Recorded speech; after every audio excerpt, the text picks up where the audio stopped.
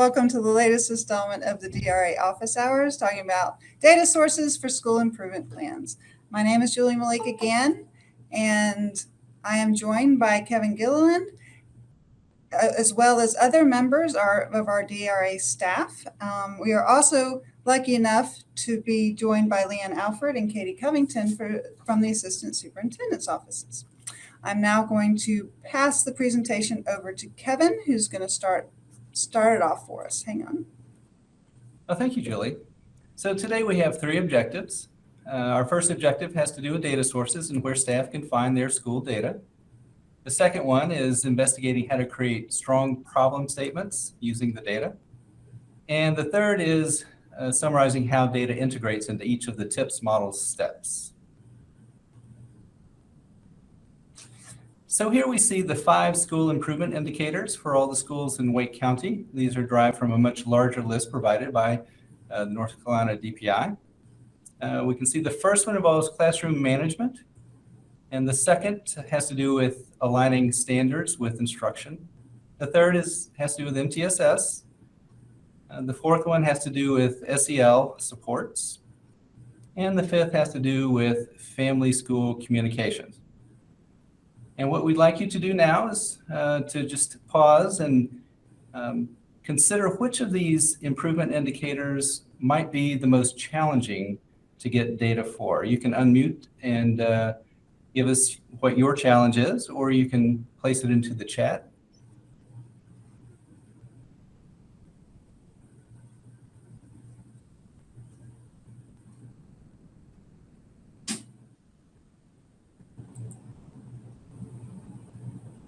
Okay, if there's nothing in the chat, then we'll just keep going.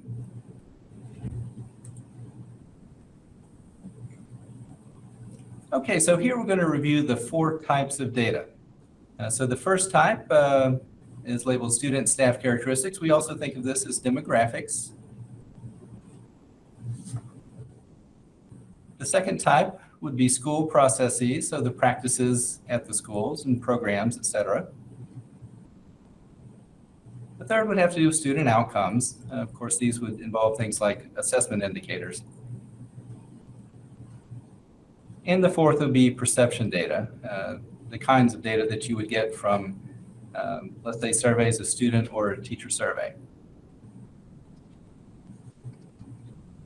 So some data types fall within more than one of these boxes. So for example, behavioral health could fall in 2 of these boxes easily. Student outcomes, where you'd have attendance or discipline data, and perception, where you could get, let's say, some SEL information from, let's say, the student survey or teacher working conditions. So here are 2 documents that have been created for your convenience. These let you know what kinds of data and where to find data. So the document on the left will be data types and sources. You can find all kinds of links here to SOAR and FIFO, North Carolina school reports, our own progress reports, EVAS, and links like that. These are clips of these pages, and they're just chock full of information. The document on the right will let you know for each of those 5 indicators that we talked about before, which kinds of data might apply to them. And we put the links for these 2 documents into the chat for you. So I just want to end with a quote from Deming. Without data, you're just another person with an opinion. And with that, I'll pass it over to Julie. All right. Thank you very much, Kevin. So now that we know where we can find our data, and there is a plenitude of data, as you can tell by all of those sources that Kevin reflected upon and will be found in those documents we shared. We're going to talk a little bit about the TIPS model. Here in Wake County, we use the TIPS model in school improvement planning and data reviews throughout the year, in quarterly reviews, and during school improvement planning. Here's our TIPS model. It involves 5 steps, but if you will notice right there in the middle, it talks about collecting and using data. we'd like to say we're not just collecting and using data, we are collecting and using data to guide our decisions. So what we're going to do today is we're going to walk through the 5 steps of the TIP process and talk about how collecting and using data can support those steps. There's also a great document, School-Wide and Core Problem Solving Using the TIPS Model, or also walks through these 5 steps. So this presentation is based upon that document, and we hope you can access that and find it useful. So the first step is to identify a problem. Unfortunately, I think this is the step that a lot of us tend to be our go-to, right? We can find problems. But I think it's also very important to acknowledge successes. And what we often do is we find a problem maybe in one data type or one set of data, but when we go to look for a similar problem in another set of data, it may not be there. So in that case, you need to defer to those 4 types of data that Kevin referred to, and you can move from one to the other. A problem may exist in one place for a certain reason and may not exist in another place. Or another piece of data lends itself to understanding why there looks like a problem in the first set. This is the point of the process that you find that problem and create a broad problem statement. A broad problem statement is just to have a discussion. It's to start a discussion. It may not talk about root causes or get very specific, but yet it's an opportunity to discuss with staff and maybe even students and parents what the problem is, and then start this process of brainstorming solutions, and that starts our whole TIPS model.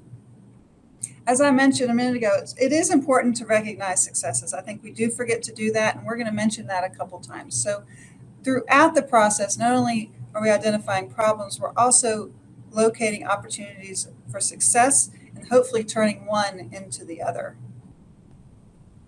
So this method of looking at one type of data and making sure that it is a problem throughout other types of data is called triangulation. It often confirms or dispels or disputes a conclusion or a thought or an idea. So it's not just about the problem, it's also finding multiple data sources that support, yeah, this is not only a problem in one place, but it spreads throughout multiple types of data. So that's the first step. Unfortunately, that's the one that sometimes we get stuck on. But the second step is very, very, very important. And this is developing a root cause. And this is where looking at multiple data types really comes into play. So we're just not focusing in on outcomes. We also need to look at student demographics. We need to look at perception data to all feed into, well, why is this a problem? There has to be a root cause down deep somewhere. Is it due to perhaps last year a technology issue with students accessing technology? Is that what caused a problem in last year's data? That's a root cause that we can work with.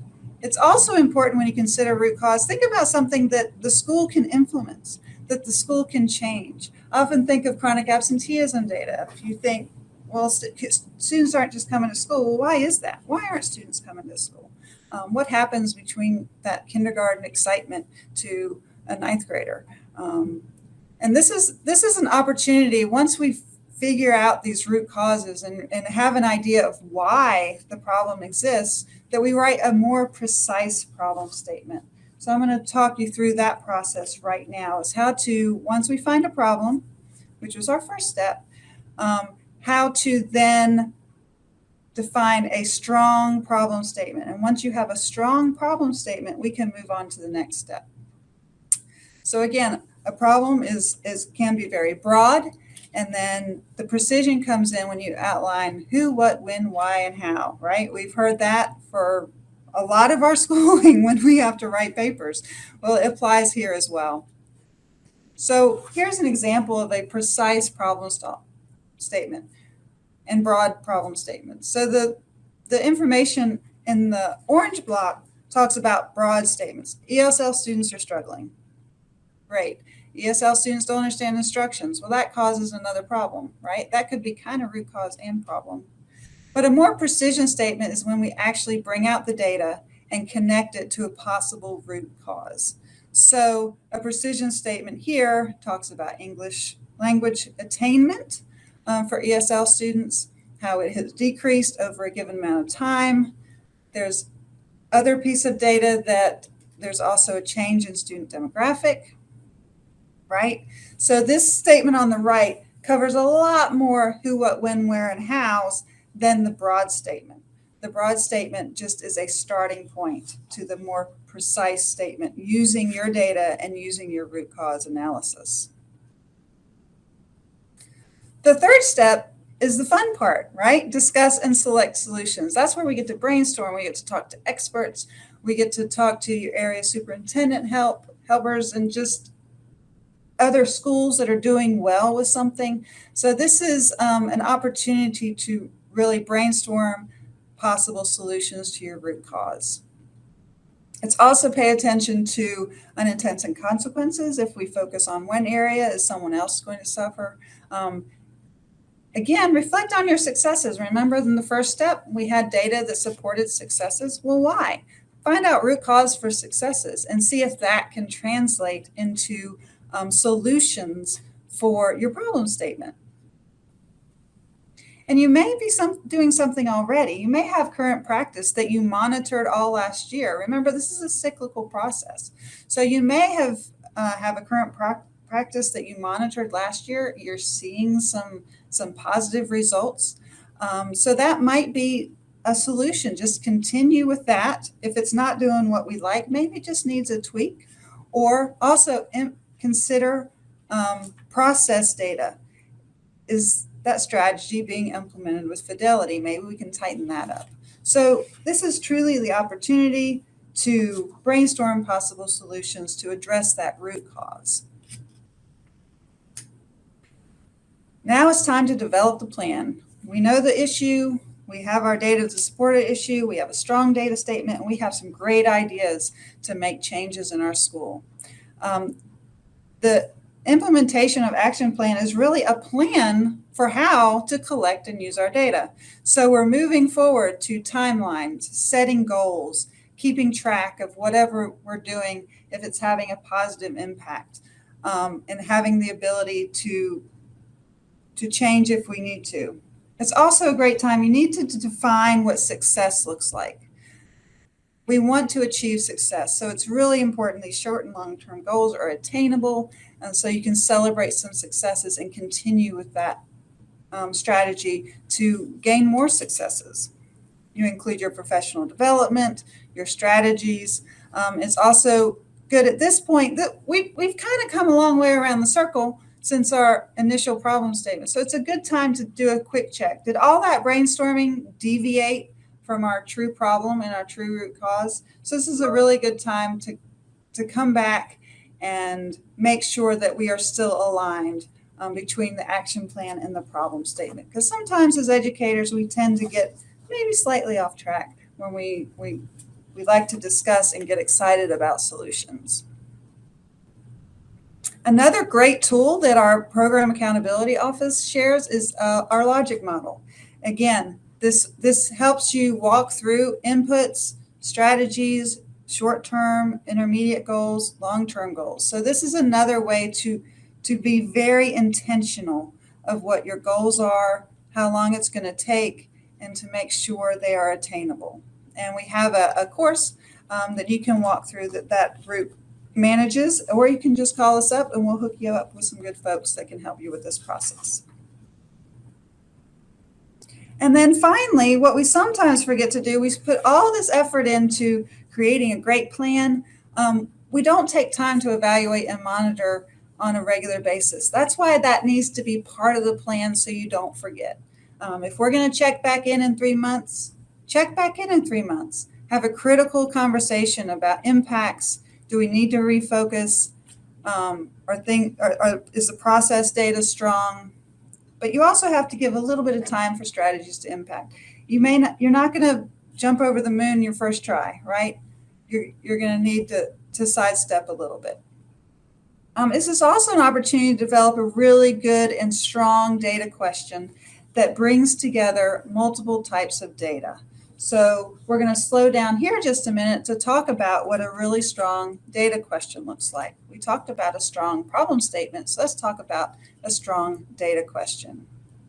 So are we asking the right question in our plan to evaluate what we want to evaluate? And hopefully you'll see in this process what a great question can be developed if we bring together multiple types of data.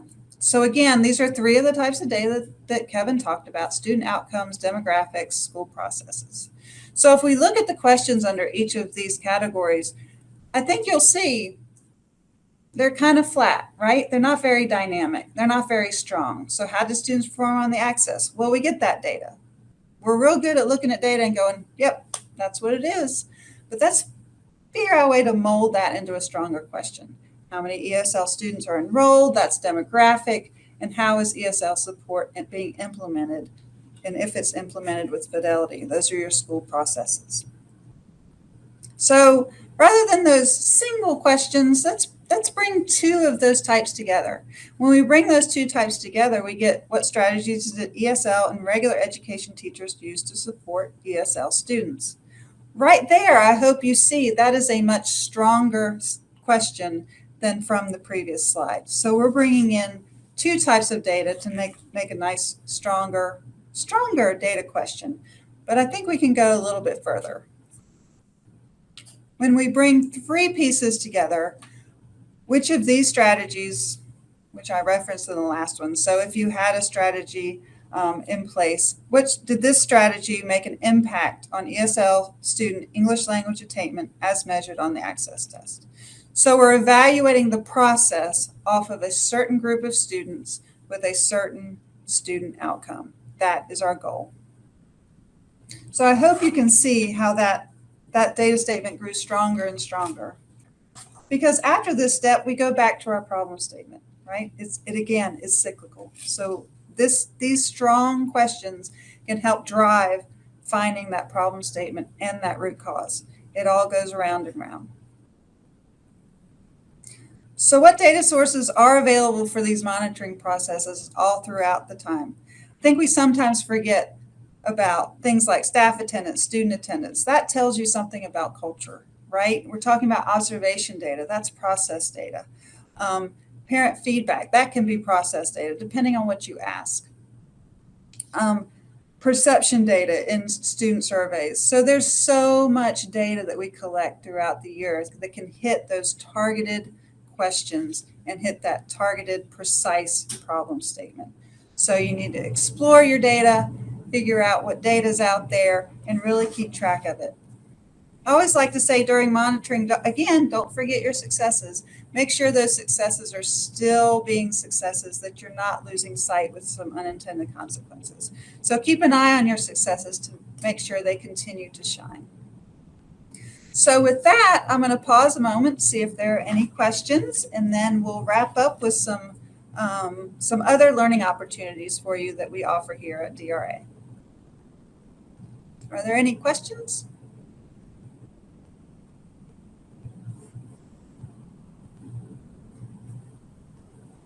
Sorry about that.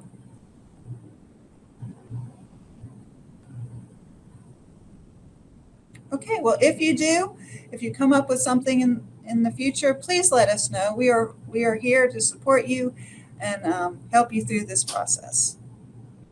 Just a little shameless plug. We do have 2 podcasts out there that DRA supports, the Work Smarter, Not Harder podcast and the Data Lit podcast, which is in the 2nd season. And it's just started with new episodes all about data lit. So you can listen to those in your car while you're cleaning the house. It's really great information. You can also use it to support your teachers in data discussions within your school.